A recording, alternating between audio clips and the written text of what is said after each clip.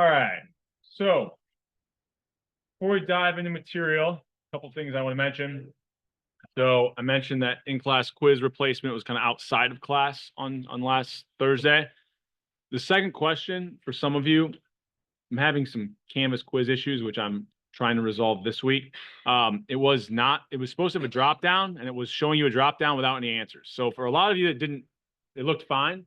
But there was a handful of you, I think if you open it up within the first 15 minutes, I think it had something to do with when I published it and like the time it takes to load versus the time I published it. So it wasn't showing you the drop down. So I'm going to give everybody credit for that second one. So, Canvas's issue is your gain. I can't do that until after the due date passes. So I'll do that when I get back to my office today.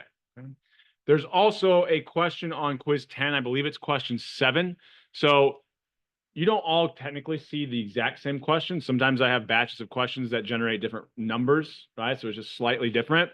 So some of you, once again, this is an impact. Some of you, the numbers it generated, the answer did not update to go from positive to negative. So it should have been positive and it was telling you it should have been negative.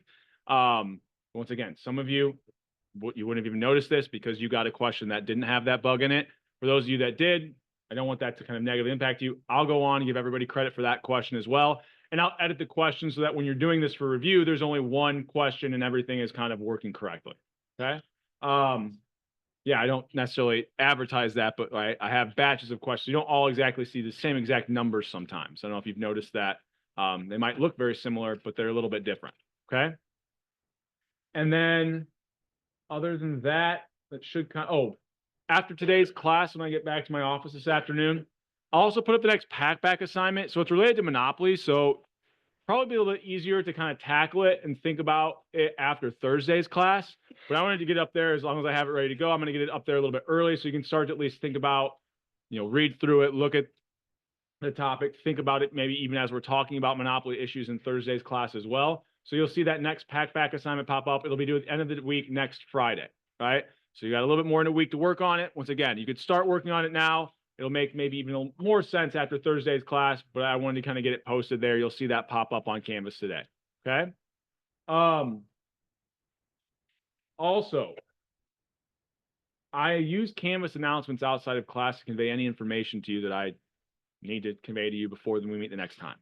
So I am not 100% sure, so I don't have definitive answers this morning. I may not have office hours tomorrow, right? I'm still waiting on a couple emails that will determine whether or not I'll be available or not. And so if I'm not, I will put up an announcement on Canvas about how I'm going to move those around. My guess is more than likely there's like a 70% chance I'm probably going to end up moving those to Friday. Okay. They might not be quite at the exact same time, probably more so in the afternoon, which I'm guessing you guys better, rather have in the morning or afternoon in the morning. But I'll move that, have the same number of hours, but available on Friday. I'll also, even if I have to cancel those tomorrow, I can't be there in person. I likely will still have times tomorrow where I could meet virtually. Right. So look for a Canvas announcement about office hours. Like I said, I should have an answer at some point this afternoon. And I'll kind of get that information conveyed on Canvas. Okay. Other than that, any other questions from me before we kind of start into material here? Okay. The other thing I'll mention before we get going, I'll try to start doing this I'm not going to say try. I am going to do this. I speak sometimes and not the way that not definitive. So there's been a couple inconsistencies with CL attendance, and I have to go back and forth and check with the CL leaders, and it's a hassle for me. So what I'm going to start doing, I've kind of given them the right act to make sure they're entering them as soon as their CL sessions are over, so that on Mondays when I get to my office, I'm going to be updating those Monday mornings, right? So that way, if you think you attended that week and you're not seeing your CL attendance update Monday morning, we can kind of nip things in the bud very quick, right? So we're not going back in a couple of weeks where I was kind of uploading these at every kind of exam. I'll upload them every single Monday to reflect kind of what your current CL points are, okay? So that'll be kind of for the rest of the semester. I'll be doing that. So they should be up to date. As of yesterday, I updated them. So they should be reflecting every single CL session, even these ones that were the past week. Okay. So I think it's a total of 2 possible points if you've attended all 8. Right. All right. Any other questions? I think that should cover all the kind of housekeeping stuff. before we jump into material here. I'm not on the home page. There we go. Before we jump into material here. Okay. All right. And just a spoiler, since you're all here now, we'll have this later on as well. Okay. So last week, for the rest of the semester, we're just going to be talking about different types of markets. So last week we talked about perfectly competitive markets. This week we're going to talk about monopoly markets. Okay. So when we talked about perfectly competitive markets, one of the key features is we said in the long run, what would profits equal to? 0. Why? Because if profits, positive and negative profits existed in the short run, what did firms do? They entered or exited that market, driving the price up or down to that point where profits are equal to 0. So one key feature of perfectly competitive markets is that we had 3 entry and exit firms. With a monopoly market, we're going to start out today assuming there are barriers to entry. So where do these barriers come from? Just to kind of give some examples, and I'll probably bring a few more types of examples next class. But really, they come from either a firm owns kind of a key natural resource. So if you go back in like old economics textbooks, this is really what we kind of focused on. So like De Beers owns like 90% of the world's diamonds. If I'm living in an area and I own all of the, I don't know, I own all of I don't know, I'm in a country and I own all of the iron ore deposits, right? Some type of a natural resources where I'm the only person, if you want it, you have to get it from me. No other firms can enter that market because there's natural resource doesn't exist, right? I own all of it, right? The other kind of way we can see, well, what's a artificial way we can kind of have only one person have the natural resource is if we have government ownership, right? So a good example of this, and now there's like competitors, but if you think about like the post office, especially if you go back like 50 years, right? There was one kind of delivery service of mail that was kind of done through the government. The government gave the post office monopoly rights, right? If we then kind of continue on, there's some other things that kind of might seem like they are from the government. So if in a regional market, potentially like the city of Bloomington maybe only gives contracts to, well, I actually just read something about this, not in Bloomington, another town, where they have like city buses.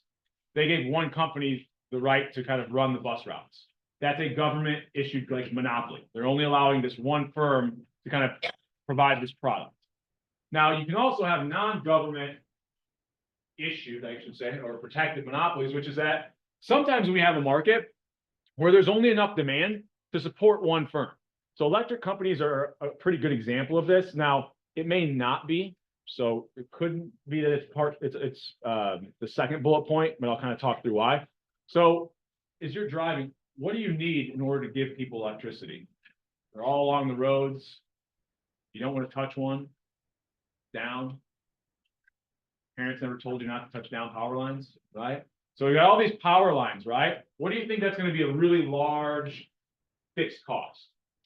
So there's some goods where the fixed costs are really large and there's only enough demand that can only support the existence of one firm. If we have 2 firms, all of a sudden now given the cost structure, profits are negative. So what would happen in the long run? One firm would exit, we're back to one firm. That's a natural monopoly. The current cost structure and demand, there's only enough to support one firm, right? Now, electric companies could be an example of a natural monopoly, but also maybe even if it wasn't, why might we not want 5 or 6 electric companies in a town? Do you think they're going to let each other use their power lines? No. So we would have 6 sets of power lines running all. Then we might have the government come in and say, okay, we're going to give contracts to just one electric company. Okay. So however these come, however a natural or a monopoly is created, whether it's through the government, owning of a key resource, or natural monopolies, it's going to create barriers to entry that we aren't going to see other firms enter or exit this market. Okay. That's kind of the key. So when we're talking about perfectly competitive market, we didn't usually call it this, but we said, what was going to be horizontal for those firms? They have to take the prices given. So what was horizontal for the perfectly competitive firm? The marginal revenue. I'm seeing some people mouth it.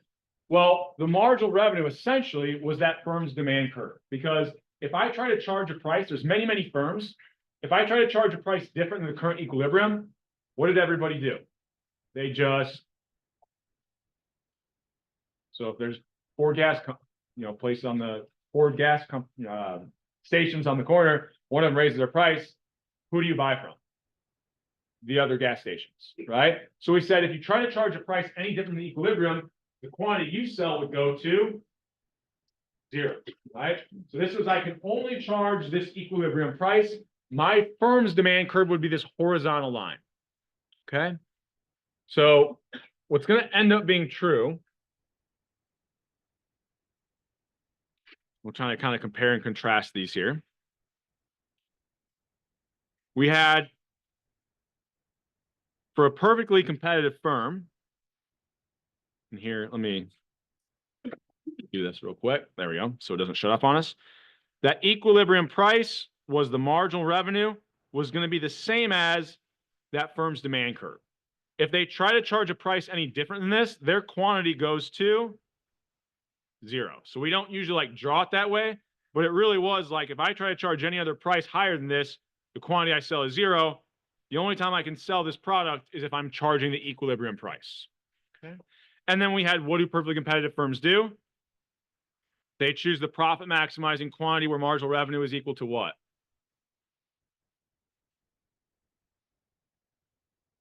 Marginal cost, right? So they face this upward sloping marginal cost curve. Now, with a monopolist, and we'll kind of give some more support behind why in a second here. So if I'm thinking about a monopoly, they're not going to face a horizontal marginal revenue curve because they can charge different prices, right? There's no other firm competing with them. Now, if I charge higher prices, what's going to be true about how much consumers want to buy? It's going to go down. So really, the monopolist in choosing different quantities or charging different prices, as they charge lower prices, what's going to happen? Their demand curve, so the demand curve that the monopolist faces, is just the same as our market demand. So the monopolist is going to face a downward sloping demand curve, not this horizontal demand. Okay? So because there's no competition for them, when they charge lower prices, or think about it this way, when they charge higher prices, quantity doesn't go to 0. There's no one else you can buy it from. So what are you forced to do? Well, some people decide not to buy this good, but there will still be some people that still continue to buy it. So for them, the demand curve is just going to be our market demand curve, typical downward sloping. Now, I'll give you more support behind why this is. For now, take me at my word. Their marginal revenue curve will not be the same as the demand curve. Okay? What ends up being true for the monopolist, I don't know, I'll use a bunch of colors here today, is that their marginal revenue curve will end up being twice as steep as the demand curve. So I'll give you some more support mathematically and with some numbers here in a second behind why, but for now, take me at my word, okay? So they're going to face not a horizontal demand and marginal revenue curve, but a downward sloping demand curve, just all of market demand, and their marginal revenue would be twice as steep. Now, when it comes to choosing the profit maximizing quantity, the monopolist, right, this firm, is still going to choose, just like a perfectly competitive firm, where marginal revenue is equal to marginal cost. It just looks a little bit different because we now don't have a horizontal marginal revenue curve. So this will be kind of the quantity that the monopolist would choose. Just like up here, this was the quantity that a perfectly competitive firm would choose. Okay. Now, I'm jumping the gun a little bit here from the slides. My slides, I'm going to say things in a slightly different order. Slides are more so you have the information to always go back to. When I'm explaining things, sometimes I like to move around a little bit depending on, I don't know, what I'm saying and what I'm thinking about the day makes the most sense in terms of examples we have and things like that. So if this is the profit maximizing quantity, where marginal cost is equal to marginal revenue, what price am I going to charge as a monopolist? Well, at that quantity, if I'm setting a single price, so today, all we're going to talk about is what we call single price monopoly. So they're setting a single price for the product that when you go to the store, this is what it's going to be sold for. Right? What is the price that the last person who's willing to buy this good is willing to pay? What tells us the willingness to pay? This goes way back. So this is where, said it a million times, I'm still getting questions. The final will not be cumulative, and I will not ask you module 3 type questions, but we still are using those concepts. So what tells us the willingness and ability to pay? Our demand curve, right? It told us what the consumer's marginal benefits were. So at this quantity, what's the price that the last person would be willing to pay? We would just go up to the demand curve, right? That tells us what price they're willing to pay. That's how the monopolist is going to set the price. So in these perfectly competitive markets, firms don't choose the price. They take it as given. It's the equilibrium price in the market. For a monopolist, we will find or figure out what that profit maximizing quantity would be. And then we know, because whatever the demand curve, that relationship is between price and quantity, in order to produce that quantity, there's going to be a corresponding price that would result in selling that many units. How do we figure out what that corresponding price would be? Where are we at on the demand curve? Okay. So it's kind of a two-part kind of thing that we're doing here.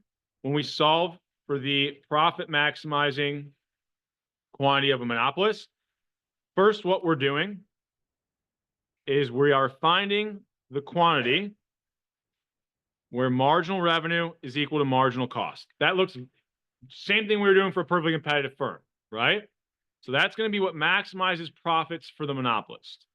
Now, the second part that we're going to do is at, and here we guys, so we could call this that kind of profit maximizing quantity.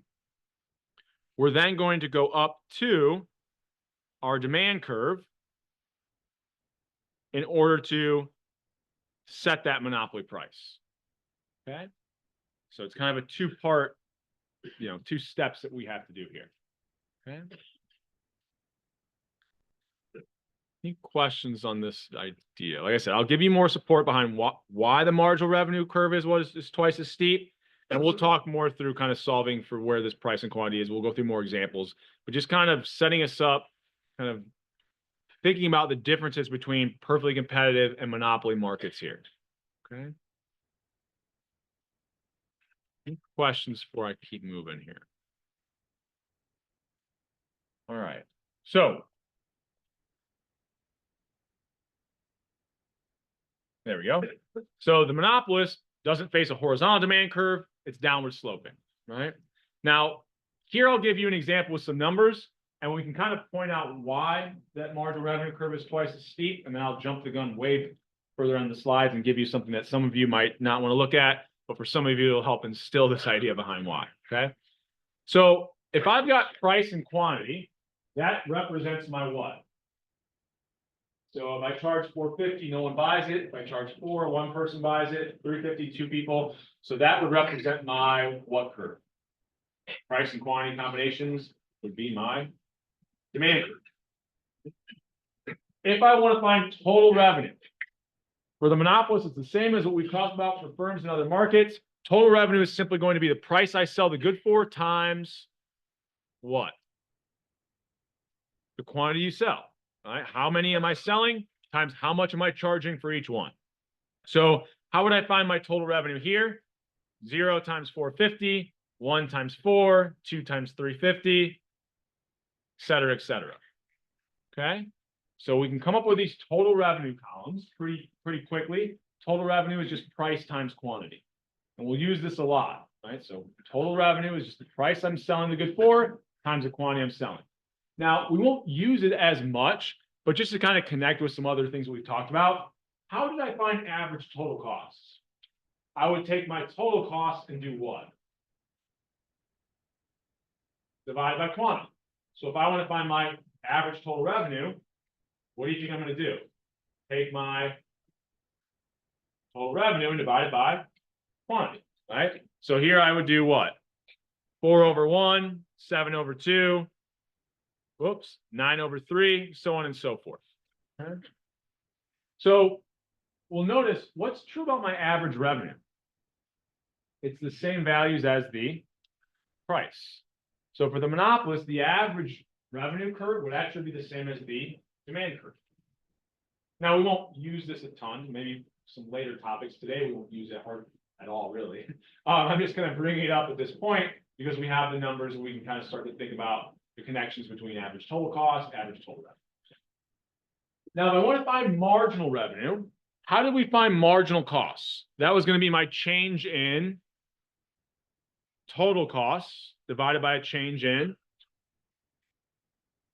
quantity. So if I want to find marginal revenue, the change in revenue from increases in production, that's going to be my change in total revenue divided by a change in quantity, right? So if we're thinking about, I don't know, just to make this connection, marginal cost was the change in total cost over a change in quantity. Marginal revenue is a change in total revenue divided by my change in quantity. Now we've kind of already got a roadmap for how we all marginal means is the change in, right? So the change in total revenue, from what are we changing? We're changing how much we're producing, change in quantity. Okay. So if my total revenues, this is where we won't calculate the value this way, but notice if my total revenues are going up, what's going to be true about the sign of my marginal revenue? What's the change in total revenue if my total revenues are going up? It will be positive. If my total revenues start to decrease, what's my change in total revenue? Negative, right? Now, how do I find those marginal revenues? Now, here I kind of wrote them like in between, like we're moving from a quantity of 0 to 1. What's the marginal revenue there? If it helps when we actually start solving these, you can always think about like the marginal revenue you're calculating is like the quantity you're moving to. So even though really technically it's moving from 0 to 1, you can think about it as though it's your marginal revenue of the first unit, right? So if you want to like shift these down so that they match up with the quantities, if that helps your thinking, that's fine. But really, like we're thinking about that marginal revenue is the change in revenue going from 0 to 1 unit. So what would the marginal revenue be going from a quantity of 0 to 1? Well, my total revenue is going up by 4. So change in revenue is 4, change in quantity, all my changes in quantity are 1 here. Makes the math a little bit easier. My denominator is always going to be 1. So marginal revenue would be what? 4, 3, 2, 1, 0, negative 1. Okay. So here's my marginal revenue. If I were to graph out price and quantity, we said that's going to be my demand curve. What's the slope? Right. So remember, quantity is on our x-axis. So as quantity goes up by 1 unit, how much is my price or my demand curve falling by? So I go from 0 to 1. Price is going from 4.50 to 4. So it's going down by 50 cents. That's not a trick question, right? So the slope of my demand curve is going to be what? Negative 0.5. Every 1 unit increase, that price or my demand curve is going down by 50 cents. What did I say should be true about my marginal revenue curve relative to demand? It's downward sloping, but it's going to be twice as steep. Notice as quantity goes up by 1, how much is marginal revenue going down by? 1. So that my demand curve had a slope of negative 0.5. My marginal revenue curve has a slope of negative 1. It's twice as steep. So the numbers hopefully, I guess, back me up so far, right? But we can actually take this a step further, right? So I'll give you a visual, and then I'll give you a little bit more math behind why. But if we were just to kind of graph these, my prices with the corresponding quantities, my demand curve had a slope of negative 0.5. My marginal revenue curve had a slope of negative 1. So it's always going to be twice as steep. Now, the way that I was using this graph, it's going to look like, just because it was like a small toy example and it wasn't continuous, it looks like they don't start out at the same point. Now, technically, when we're looking at production decisions, you know, I can think about making this continuous. I can produce fractions of goods, or we can kind of scale up the units so that we'll see with a more continuous function to make it easier to think about. Marginal revenue and demand are going to start out at the same point, It's just that marginal revenue is going to be twice as steep. So why is that the way it is? So I'm skipping ahead here. I think to slide, where is that? 8. Nope, not 8. Where is it at? Let's see. Oh, there it is. Slide 14, right? So I'm skipping quite a ways ahead if you're looking for like where to reference what I'm about to do. But I think it makes sense to do it now instead of later. So with these little, toy example with like what 6 values or whatever, we can kind of see that marginal revenue is going to be twice as steep as demand. So really, where does that come from? So anytime we draw out a monopolist's like decisions that they have to be made, they're going to face all of market demand, and then marginal revenue is going to be twice as steep. Okay. So what does a demand curve look like, right? It's going to be price as a function of quantity, right? This was like our general form of demand. We said here B was always going to be what for demand? It's downward sloping, negative, right? So B was just going to be the slope of that demand curve because it's downward sloping. We know it has to be negative. This is something, once again, we talked about in previous modules. Okay, you go all the way back. Module 3, we had this demand curve equation. What is total revenue? We said that's going to be my price times. So it's the price I'm charging times the number of units I'm selling. So price times quantity, all right? Notice here, I've got an equation. If I want to kind of set the price at different levels, I know there's going to be corresponding quantities. So I'm going to plug this in, this equation that I have. Now my total revenue is that demand curve times quantity. Well, if I rearrange this a little bit, I've got A times Q plus B times Q squared. Right? I don't really need to write these multiplications, but just to kind of make it clear. So if I want to find marginal revenue, what am I really doing? So if I have a function, so y is a function of x.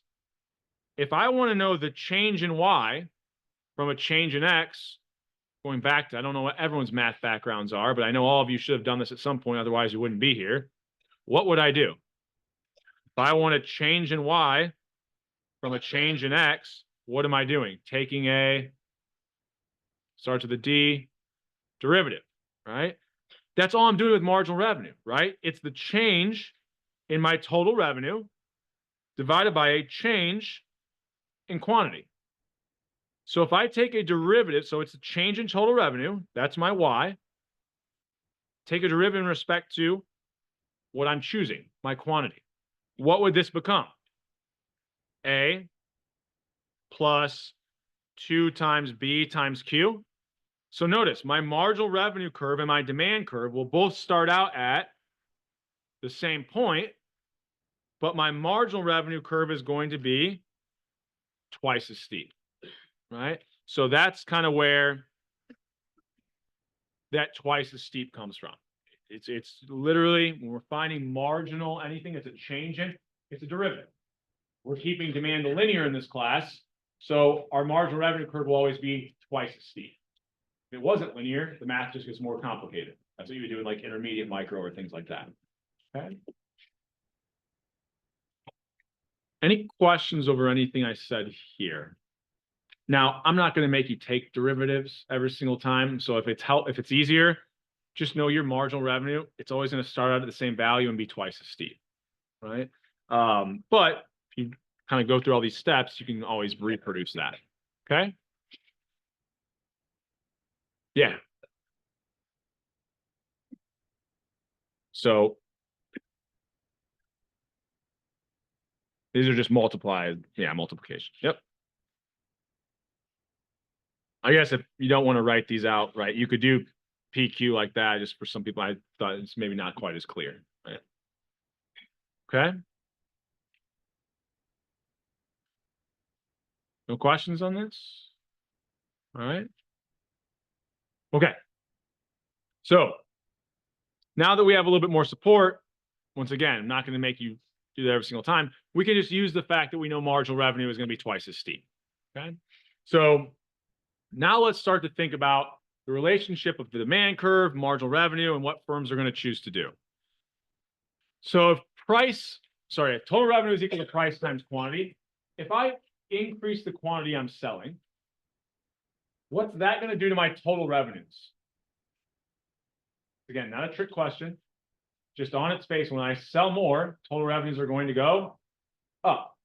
However, if I'm the only person selling this good, if I want to produce more on the market, what is happening? Where am I moving to on the demand curve? Up or down? If I'm producing more and at higher quantities, I'm going to be moving down the demand curve. So I know the willingness and ability to pay, the price I could charge is going to be lower. So if I want to sell more, the initial effect is that I increase my total revenues. But as a result of selling more, the price I can get away with charging is going to be lower. What's that going to do to my total revenues? Decrease some, right? You can kind of think about my price and output effect here. We can just start using arrows, right? So if I've got my demand curve, initially, as I increase the quantity I'm selling, what happens to the price I can charge? It's going down. So as I increase output without any additional information, what's happening to total revenue here? The change would be arrows moving in the opposite direction, kind of similar to income substitution effects. The total effect would be, starts with an I, indeterminate. We don't know unless we know something about the relative size of these changes. Okay. Does that make sense where that's kind of coming from here? So I've got a thing in the slides, but I'm going to build this out and add some stuff to it, which I think will be more helpful. Right. So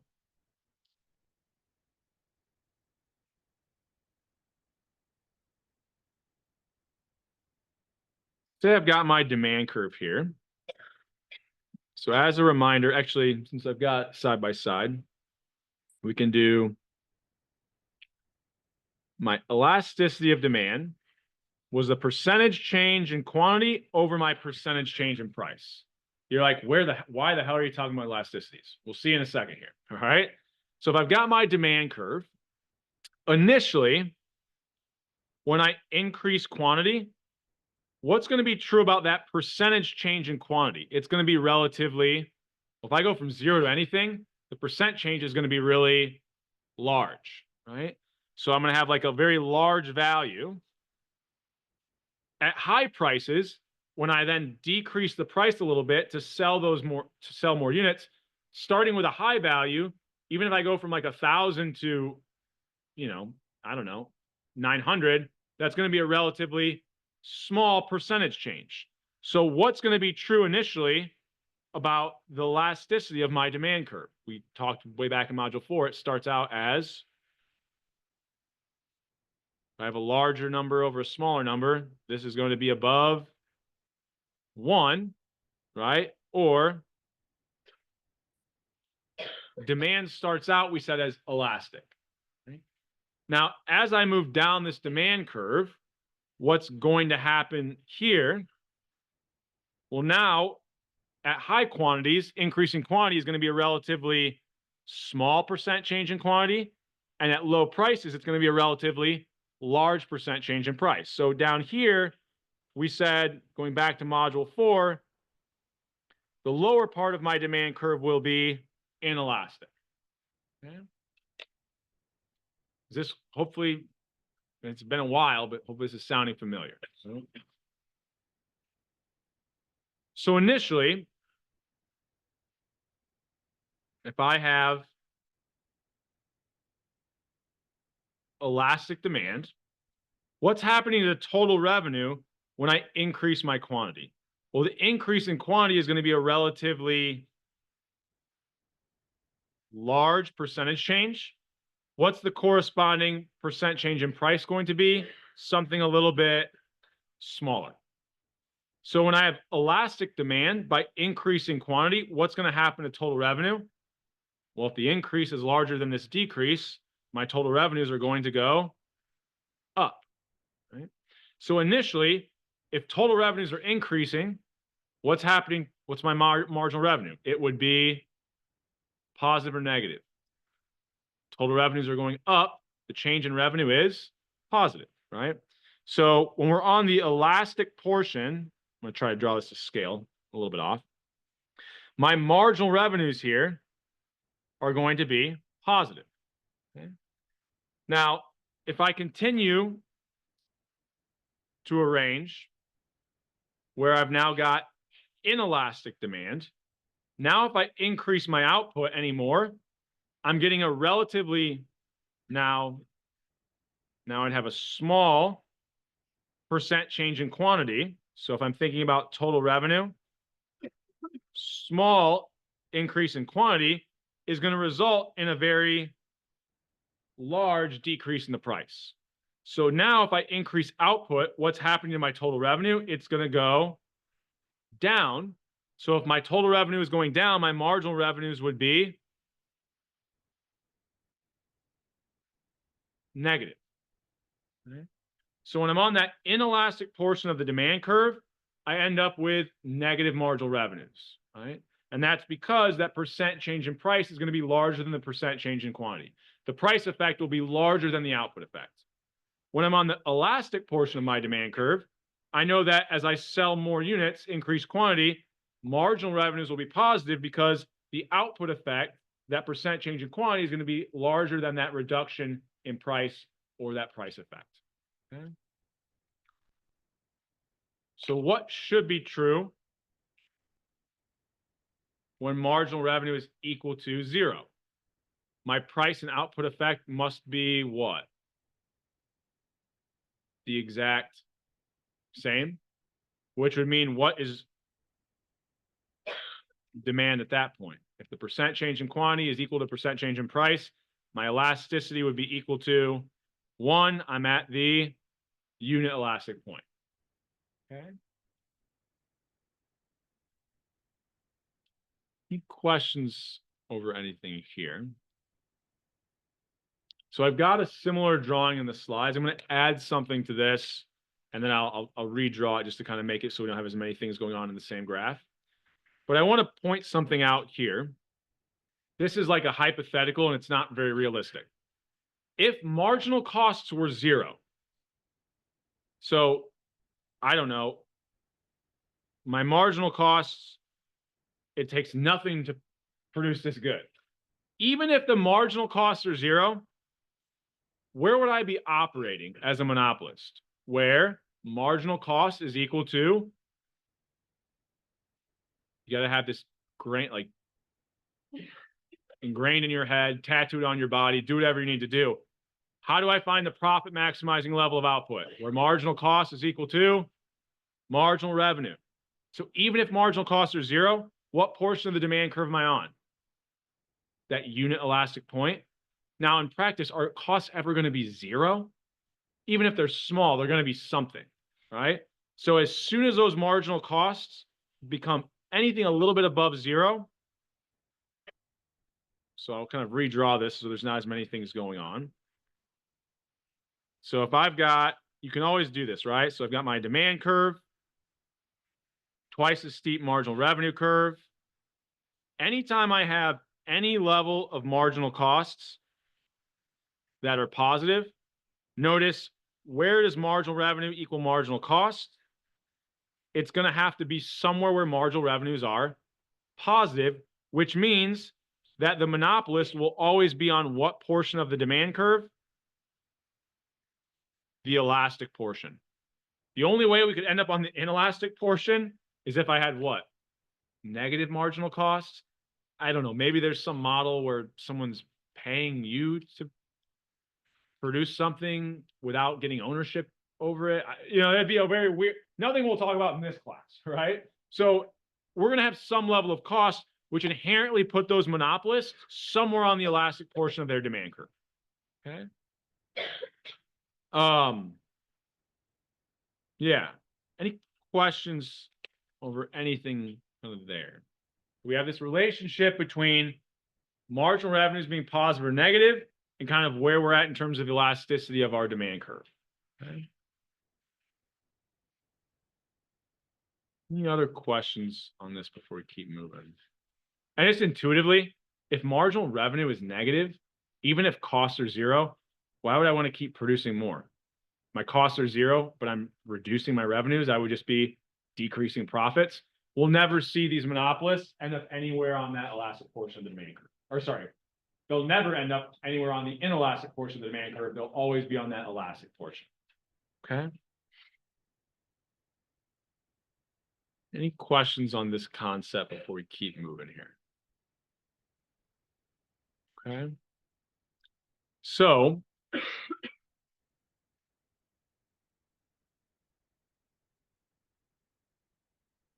another thing that we can kind of point out here is when they choose that quantity.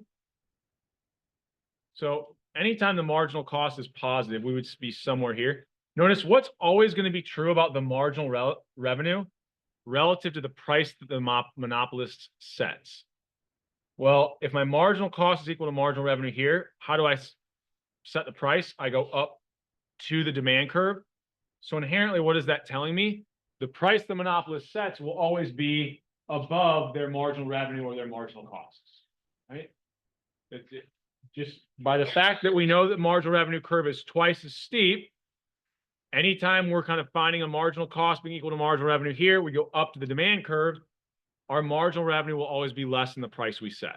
That's going to be another kind of implication that comes out. And then we said we would never end up kind of at this negative marginal revenue portion of the demand. Doesn't even make sense for a monopolist to be out that far.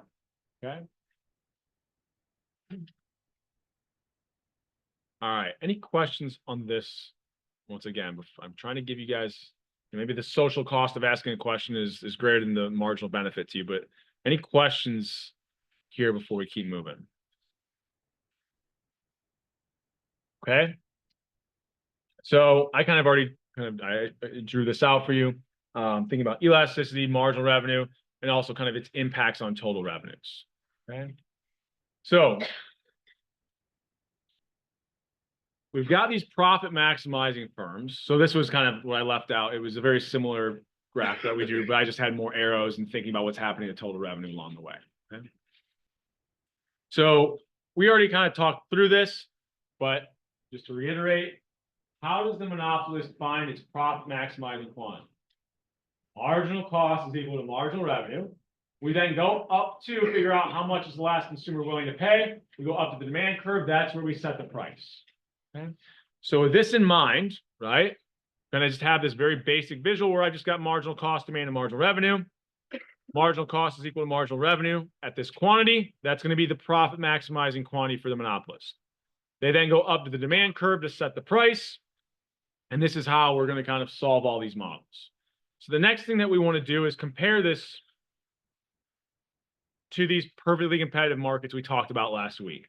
So I'll give you a visual to kind of go along with that slide, then we'll kind of look at the summary of it. Right? So if I've got a market, and let's think about, I've got supply, and then I've got my demand for this product. So this is the entire market. Right? For a perfectly competitive market, where is the equilibrium quantity and price? It's just where market supply is equal to market demand. So here is my, I'll call this PC for perfectly competitive quantity. And then here's the perfectly competitive corresponding price. Okay. If I'm looking at a monopolist, right, we would think about, we usually don't call it supply. And all those models, like even the slides I just switched off of, I was actually making a decision where the marginal revenue is equal to the monopolist's marginal costs. But if I'm one firm, my marginal costs are the entire supply curve. So when we had a perfectly competitive firm, supply was like the sum of all the individual firms. So we're kind of thinking about like this theoretical hypothetical where I'm comparing a market to if it was a monopoly relative to if it was perfectly competitive. Well, if it was a monopoly, the entire supply curve would just represent the marginal cost of the monopolist. There's only one firm. So where would the monopolist choose? Well, we said they have what? A twice as steep marginal revenue curve. So the monopolist would choose a quantity where marginal revenue is equal to marginal cost. They use the same decision. It's just that for them, they face a twice as steep marginal revenue curve. They're not just taking that price as given like perfectly competitive firms were. So the monopoly quantity is going to be what? Less than a perfectly competitive market. Right? Now, I'll talk to the intuition in a second. For now, we'll just kind of understand how we can get this out of the visual, out of the graph, out of our equations. How are they going to set the price? We said they would go up to the, I know I'm saying these things over and over, but I'm wanting them to kind of sink in. They go up to the demand curve, right? That's the last price that the consumer will be willing to pay. So the monopolist price is going to be up here. Okay? So notice what's true about the monopolist price relative to perfectly competitive market. It's going to be higher. Okay. So the intuition, if I said someone come into my office the other day and they asked this question. I was like, I feel like I've said this in class, but maybe I need to reiterate it, especially when it comes to exams. There's likely for every question something you can draw out that helps you get to the right answer or prevents you from making easy mistakes. Now, a lot of times I'll mention like the intuition you can always kind of fall back on in case I'm like, I forget how to draw in a twice as steep marginal revenue curve. So I can't figure out the quantity of the monopolist is going to be lower. If there's only one firm, is there going to be more or less competition? Less. So what do you think is going to happen with the price they can get away with charging? It's going to be higher. That's the intuition that plays out in our model. Right? We see the exact same thing. Now, if I'm charging a higher price, are people going to want to buy more or less relative to the lower price? So what happens to the quantity the monopolist sells in the market relative to the perfectly competitive market? It's lower. So the intuition is there, but we can see it play out in our models with our math and our equations as well. Okay. Any questions here before we keep moving? There's something else I'll mention here that kind of sets us up a little bit more for next class, but I think it's worth mentioning. If this is the perfectly competitive quantity, and this is what we talked about, like price controls, what is maximized without any externalities, without any government intervention, the market will get to the point where what is maximized? Total economic surplus. Okay? The government doesn't get involved. We don't have any externalities. Total economic surplus is maximized where supply is equal to demand. So if the monopolist is producing at a quantity that's below where supply is equal to demand, what are we going to have created? Well, we're not at the point where total economic surplus is maximized. So total economic surplus is going to have to be lower, right? If we're not at the maximum point, we're somewhere below it. So what have we generated? Starts with a D, deadweight loss. Where is that deadweight loss coming from? Well, for every unit that the perfectly competitive market would have produced and sold, the difference between the consumer's marginal benefits, once again, I'm asking questions sometimes when people stop by in my office, like, we've got to know at this point, once again, it's not cumulative, and I'm not going to ask you these types of module theory, but we are using it in all the models we do. Demand represents the consumer's marginal benefits. Supply represents the producers or the firm's marginal costs. So the difference between the marginal benefits and the marginal costs for every single one of these units, we're no longer seeing any of these produced and sold in the market. This would be our deadweight loss. And we'll focus more on surplus next class, but I just want to kind of, while we're here, kind of hint or kind of foreshadow. Okay. Any questions here before we keep moving? So the monopolist sells a lower quantity, sets a higher price. We're going to have some loss of surplus in this market. Okay. So the next thing that we're going to talk about, and I think instead of switching back to the slides are a little bit easier. Let me make sure there's nothing else I forgot. Well, we'll work through some questions before I do this, actually. All right. And then we'll kind of transition to profits. So what we were just looking at, this one should be an easy one, but like if I'm looking at a single price profit maximizing monopolist, you set the profit maximizing quantity where what is equal to what? Marginal revenue is equal to marginal cost. If I then go up to the demand curve to find the price, what's true about the price relative to my marginal revenue and marginal cost? It has to be higher. So we know the marginal revenue is equal to marginal cost and that the price is going to be greater than both of those. Okay. Now, what if I had something like this? So I have a visual, I just got like a table.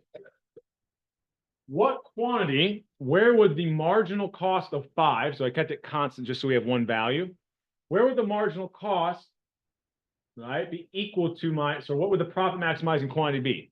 Where marginal cost is equal to marginal revenue. So where does marginal revenue equal 5? Well, first of all, if I didn't give you this marginal revenue column, how could you produce it? So if I'm going from a quantity of 0 to 5, how would I find my marginal revenue? It's the change in my total revenue, so 45, divided by a change in quantity. So 45 over 5 would be that marginal revenue of 9. So this is, once again, I'm kind of showing you this, like, this is the marginal revenue moving from 0 to 5 units. If it's easier to think about once we start selecting this profit maximizing quantity, it's like this 9 is really kind of going with that quantity of 5, right? It's the marginal revenue of the quantity I'm moving to, right? But technically, it's the marginal revenue between these 2 points, right? So what if I wanted to find the marginal revenue of going from a quantity of 5 to 10? Well, the change in total revenue is what? 35 divided by a change in quantity of 5, that would be 7. So I'm looking for the quantity where marginal revenue is equal to that marginal cost of 5. That would be moving from a quantity of 10 to 15. So at that quantity of 15, the change in my total revenue is 25 divided by a change in quantity of 5. Marginal revenue is equal to my marginal cost. So 15 would be my profit maximizing level of output. Now, with a visual, we said we go up to the demand curve, but in table form, I don't have like a 2D here, so I'm not going up to anything. What am I really doing? When I go up to the demand curve, I'm looking at that profit maximizing quantity, and I'm figuring out what the corresponding price is. So once I identify that profit maximizing quantity of 15, the price I set would simply be the corresponding price here, where I'd be out in the demand curve. So here my price and quantity would be 15 and 7. Okay. So that second part wasn't in this question, but it might be a good thing to know, right? Now, this is another one where let's kind of point out, what if I had marginal cost of 0? So sometimes our marginal revenue won't be exactly equal to a marginal cost when we're working with these smaller examples. So notice there's no 0 over here, right? So I want to find where the marginal cost is equal to marginal revenue, but really my production decision, my profit maximizing decision, is I will produce that unit as long as the marginal revenue is greater than or equal to the marginal cost. So here, going from 0 to 5, is my marginal revenue of 9 greater than my marginal cost of 0? Yes. What about from 5 to 10? Marginal revenue of 7 greater than 0? Yes. Next one, next one, next one. Okay, so the 25th unit, the marginal revenue is still above my marginal cost in this weird example where my marginal costs are 0. What about going to that 30th unit? Well, now my marginal revenue is actually below the marginal cost, so I wouldn't produce up to that 30th unit. I would stop at 25. So the profit maximizing quantity here would be 25. What would my corresponding price be? Well, once again, you don't have to like go up to anything because that was just connecting with the visual. I'm just looking for what that corresponding price would be. Okay. So notice when my costs are lower, what ends up happening to the quantity the monopolist produced? We went from 15 to 25. Same kind of thing that we have for perfectly competitive firms. If your costs are lower, your profit maximizing quantity is going to be higher. Also, when their costs are lower, notice what's going to happen to that corresponding equal or price of the monopolist sets. Before it was 7, now it's only 5. So lower costs will increase the quantity we see that monopolist provide in the market, but it also reduces the price as well. Okay. Also notice, even when marginal costs are zero, we stop at a quantity where marginal revenue is positive. So we're actually on the elastic portion of our demand curve. When marginal costs were 5, positive marginal revenue, we're on the elastic portion of our demand curve here. We'll never end up on that inelastic portion where marginal revenues are negative. Okay. All right. We already kind of went through this. This is just a different visual, but thinking about comparing that price and quantity of monopolists to a perfectly competitive firm, the monopolist is always going to choose a lower quantity from the fact that they do face this twice as steep marginal revenue curve, and they're always going to set a higher price. Any questions over any of those questions or anything I've said before I go one more topic, and then we've got some questions we'll look at. Okay. So the next thing I want to talk through is profits. We'll walk through, I think, an easier thing, and then we'll compare profits of monopolies to competitive dividends. So if I have now, I can identify the price and quantity the monopolists will set to maximize their profits. The next thing I might want to do is calculate what those profits will be. Good news, the profit equation is exactly the same as what we were using for a perfectly competitive market. It's going to be what? How do I calculate profits? It was the quantity I'm selling times the difference between what? Price and what did I add in that we haven't had before? Average total costs. All right. So all I'm going to do is still find the quantity the monopolist sets and the price they'll charge the exact same way. The only other thing that I needed was at that profit maximizing quantity, what is my average total cost? All right. So with a monopolist, we're going to find profits the exact same way. We've already got part of the work done. We found the price and quantity they'll set. Now we just have to figure out what's my average total cost at that profit maximizing quantity. So here, I would have price being above average total cost. So my profits are going to be positive. Kind of intuitive. Monopoly profits are going to be positive, right? Now I can compare, well, if they weren't, if they're negative, let's say we're in the long run, what happens? So if this is my, if I had negative profits, the monopoly would shut down, the market doesn't exist, right? So if we do have a market existing with a monopolist, we know they're going to have positive economic profits. Okay? So I'll kind of make this comparison now that we kind of have this idea about calculating profits. So let's say I had something like this. So I've got my demand curve. I've got my supply curve, which represents kind of marginal costs. And I'm actually going to show you the difference between, I'm drawing this pretty egregiously, but here's my average total cost curve, okay? If this was a perfectly competitive market, we know that in the long run, started class out, where where that equilibrium price would be, that's going to result in the marginal cost the firm faces being exactly equal to that minimum point of the average total cost curve, or perfectly competitive profits in the long run are equal to 0. Okay.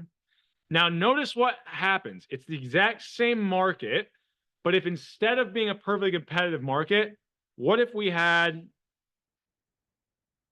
a monopoly kind of owning this market? They're going to make decisions based off of a twice as steep marginal revenue curve. So now they'll make a decision where marginal revenue is equal to marginal cost. They don't have to take the prices given.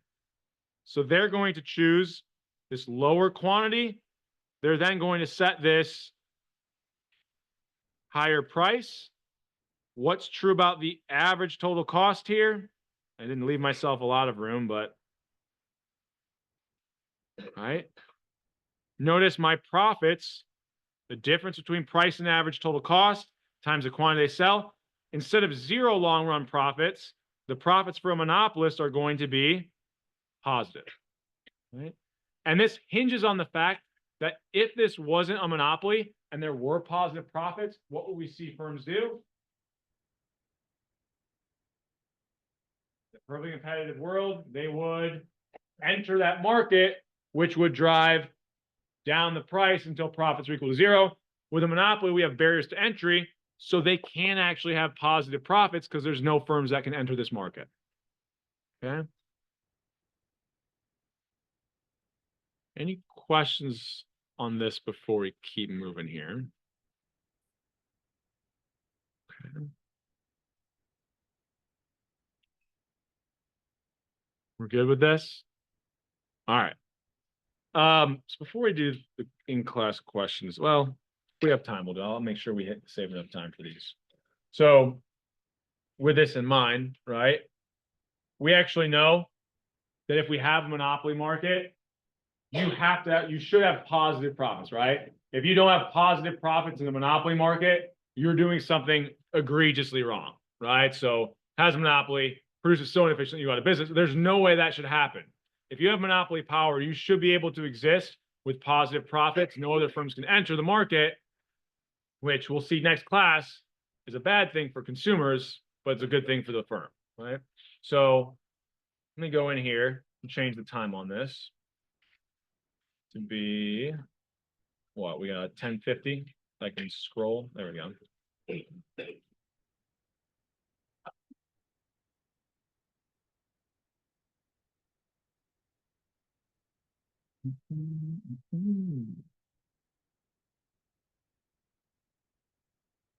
So I'll make sure I add this to the home page just so it's oh, it's already there. So it's a little bit easier for you guys to find. So we've got two kind of questions here.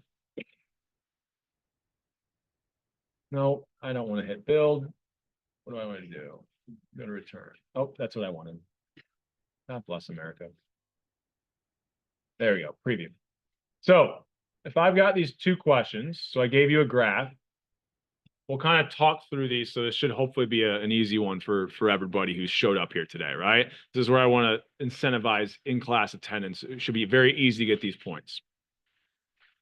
So if I want to look at this profit maximizing price and quantity, how am I going to find the profit maximizing? What do I need to find first? I guess I should say. With these monopoly models, if I want to find the profit maximizing price and quantity, which of those do I actually need to find first? Quantity, right?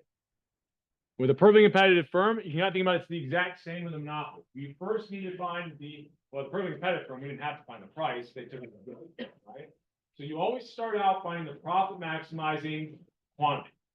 So in this case, what would, for a monopolist, setting a single price, that's the only type we've talked about today. We'll talk about price discriminating monopolists next class. But for a single price monopolist, the quantity would be set where? Marginal revenue is equal to marginal costs. If you don't know this by the end of this class, that's a problem. I've said it. Someone should have a counter, right? I've said it a lot. So what quantity is that going to be? Looks like if I go here, it's going to be at a quantity of 15. I think from here I can identify the correct answer because I think only one of them has a quantity of 15. But let's just say I had another option where there was 15. How would I find the corresponding price? So it's 35. How do I know it's 35? Yeah, at that profit maximizing quantity of 15, what do? I go up to the demand curve. So where am I at on the demand curve at that quantity of 15? Right here at 35. Okay. Any questions on that? Okay.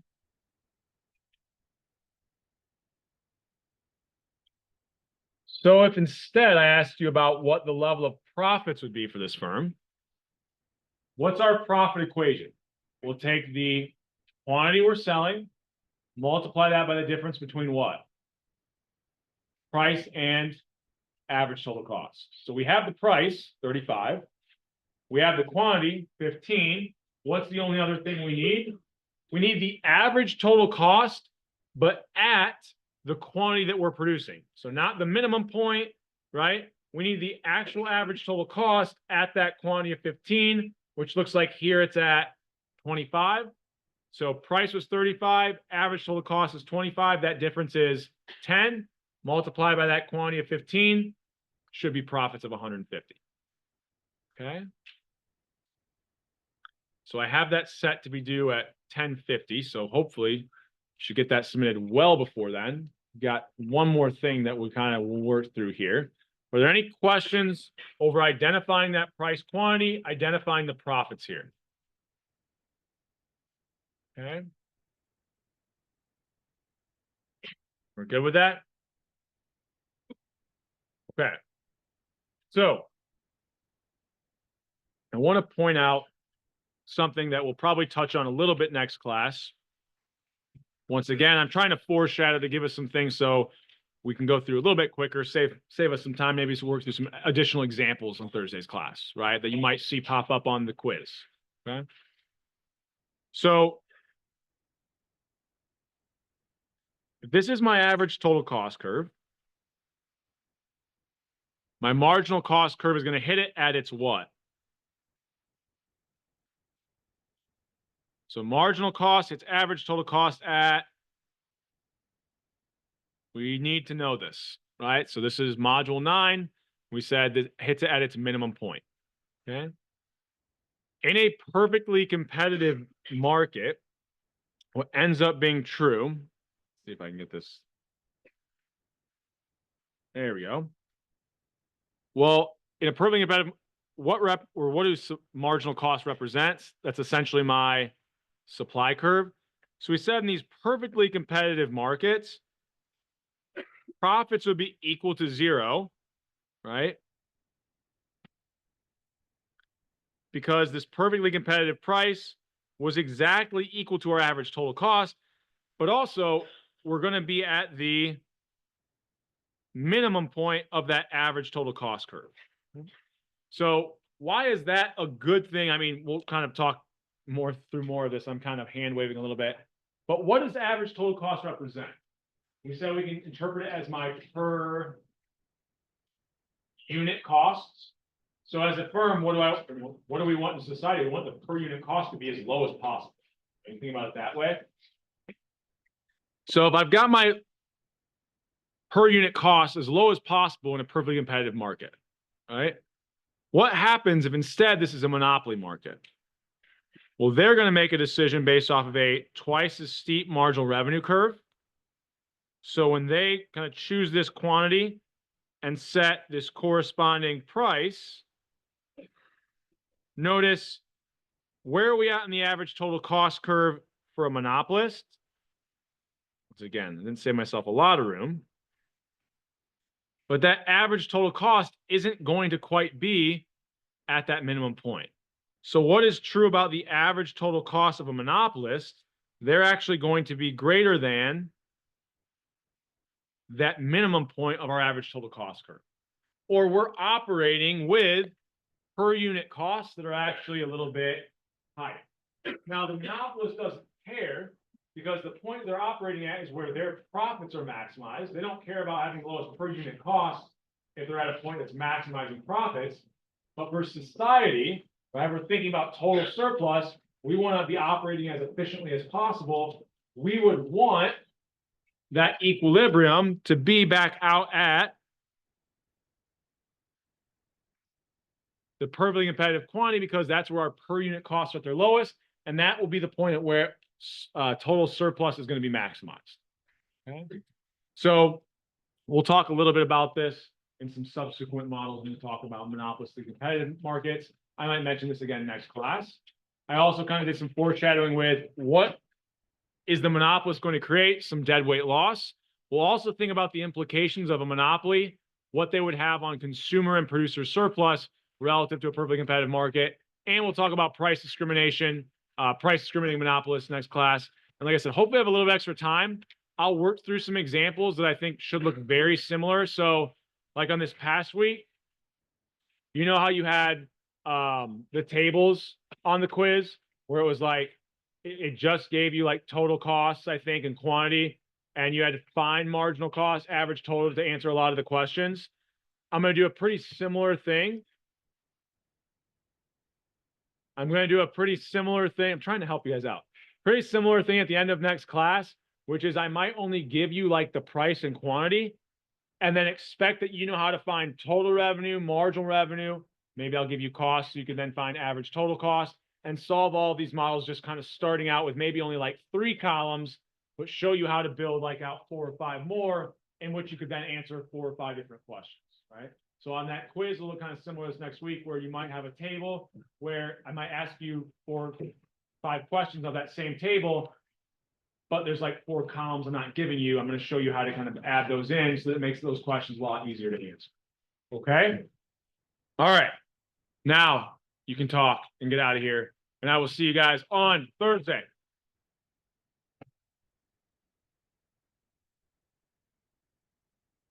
Oh, yeah, you're good.